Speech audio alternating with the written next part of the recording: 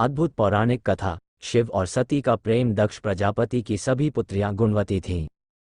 फिर भी दक्ष के मन में संतोष नहीं था। वे चाहते थे उनके घर में एक ऐसी पुत्री का जन्म हो जो सर्वशक्ति संपन्न हो एवं सर्वविजयिनी हो। अतः दक्ष एक ऐसी ही पुत्री के लिए तप करने लगे। तप करते करते अधिक दिन बीत गए तो भगवती आद्या ने प्रकट होकर कहा, मैं तुम्हारे तप से प्रसन्न हूँ। तुम किस कारण तप कर रहे हो? दक्ष ने तप करने का कारण बताया तो माँ बोली, मैं स्वयं पुत्री रूप में तुम्हारे यहाँ जन्म धारण करूंगी। मेरा नाम होगा सती। मैं सती के रूप में जन्म लेकर अपनी लीलाओं का विस्तार करूंगी। फलतः भगवती आद्या ने सती रूप में दक्ष के यहाँ जन्म लिया। सती दक्ष की सभी पुत्रियों में सबसे अलौकिक थीं। सती ने बाल्यावस्था में ही कई ऐसे अलौकिक आश्चर्यचकित करने वाले कार्य कर दिखाए थे जिन्हें देखकर स्वयं दक्ष को भी विस्मयता होती रहती थी। जब सती विवाह योग्य हो गई तो दक्ष को उनके लिए वर की चिंता होने लगी। उन्होंने ब्रह्मा जी से इस विषय में परामर्श किया। ब्रह्मा जी ने कहा, सती आद्या की अवतार है। आद्या आदि शक्ति और शिव आदि पुरुष हैं, अतः सती के विवाह के लिए शिव ही योग्य और उचित वर हैं। दक्ष ने ब्रह्मा जी की बात मानकर सती का विवाह भगवान शिव के साथ कर दिया।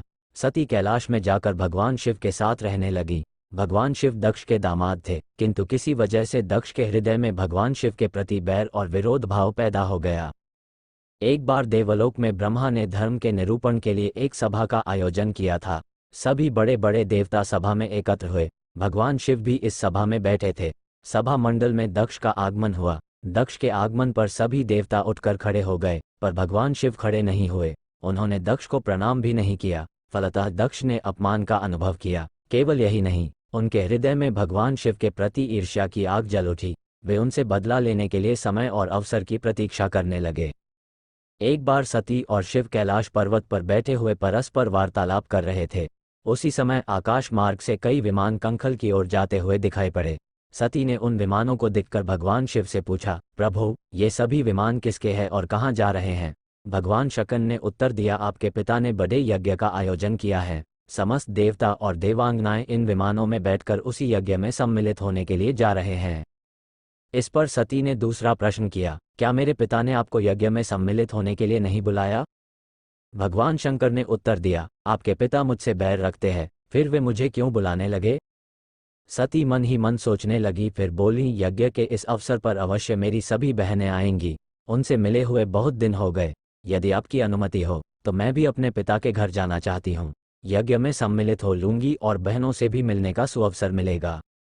भगवान शिव ने उत्तर दिया, इस समय वहां जाना उचित नहीं होगा। आपके पिता मुझसे बैर रखते हैं, हो सकता है वे आपका भी अपमान करें। बिना बुलाए किसी के घर जाना उचित नहीं होता है।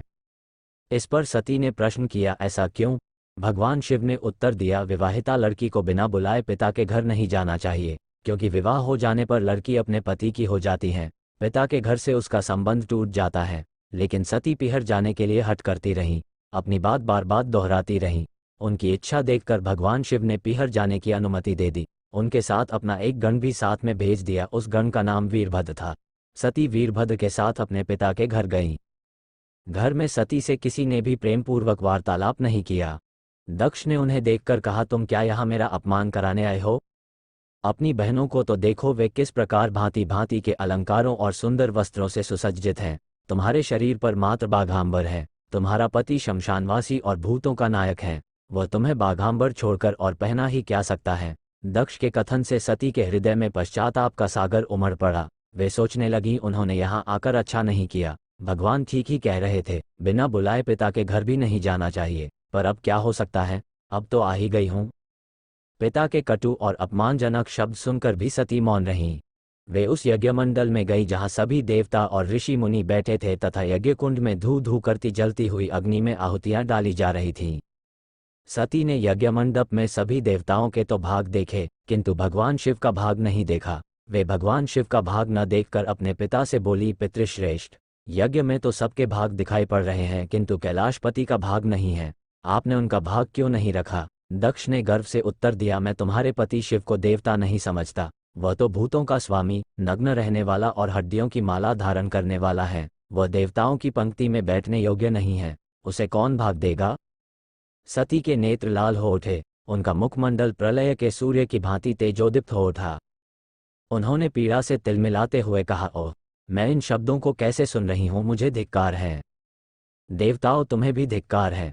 तुम भी उन कैलाशपति के लिए इन शब्दों को कैसे सुन रहे हो जो मंगल के प्रतीक हैं और जो क्षण मात्र में संपूर्ण सृष्टि को नष्ट करने की शक्ति रखते हैं। वे मेरे स्वामी हैं। नारी के लिए उसका पति ही स्वर्ग होता है। जो नारी अपने पति के लिए अपमानजनक शब्दों को सुनती है उसे नरक में जाना पड़ता है। पृथ्वी सुनो, आकाश सुनो और देवताओं तुम भी सुनो। मेरे पिता ने मेरे स्वामी का अपमान किया है। मैं अब एक क्षण भी जीवित रहना नहीं चाहती। सती अपने कथन को समाप्त करती हुई यज्ञ के कुंड में कूद पड़ी। जलती हुई आहुतियों के साथ उनका शरीर भी जलने लगा। यज्ञ मंडप में खलबली पैदा हो गई, हाहाकार मच गया। देवता उठकर खड़े हो गए। वीरभद्र क्रोध से कांप उठे। वे उछलकर यज्ञ का विध्वंस करने लगे। यज्ञ मंडप में भगदड़ मच गई। देवता और ऋषि मुनि भाग खड़े हुए। वीरभद्र ने देखते ही देखते दक्ष का मस्तक काटकर फेंक दिया। समाचार भगवान शिव के कानों में भी पड़ा। वे प्रचंड आंधी की भांति कंखल जा पहुंचे। सती के जले हुए शरीर को देखकर भगवान शिव ने अपने आप को भूल गए।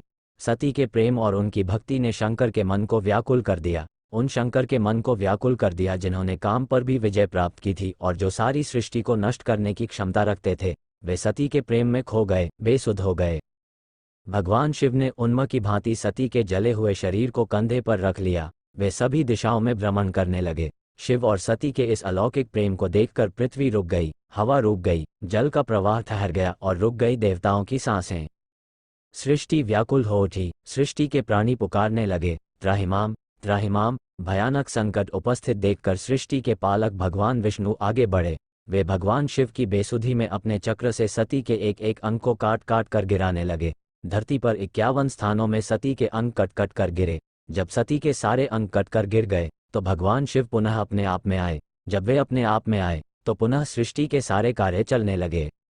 धरती पर जिन 51 स्थानों में सती के अंग कट कट कर गिरे थे वे ही स्थान आज शक्तिपीठ माने जाते हैं। आज भी उन स्थानों में सती का पूजन होता है, उपासना होती है। धन्य था शिव और सती का प्रेम। शिव और सती के प्रेम ने उन्हें अमर और वंदनीय बना दिया।